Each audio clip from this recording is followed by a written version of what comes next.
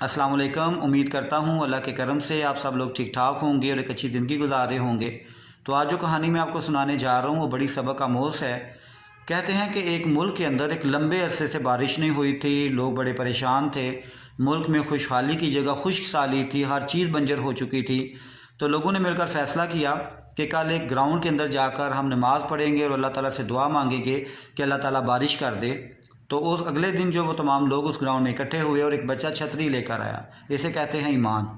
और आपने देखा होगा जब हम बच्चे को हवा में उछालते हैं बच्चा बड़ा खुश होता है, बड़ा खिलखिला कर हंसता है और बड़ा पुरुमीद होता है कि उसे जिस बंदे ने उछाला है वो उसे पकड़ लेगा। इसे यकीन कहा जाता है।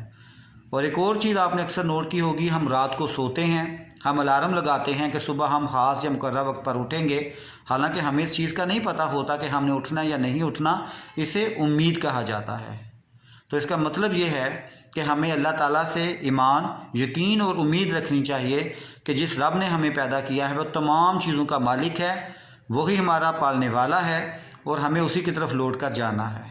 तो हमेशा अपने आप को मुस्बत सोच में रखिए, क्योंकि मनफी सोचें इंसान को तबाह कर देती हैं। अपना बहुत सारा ख्याल रखिएगा। बहुत शुक्रिया। अल्लाह हाफिज़।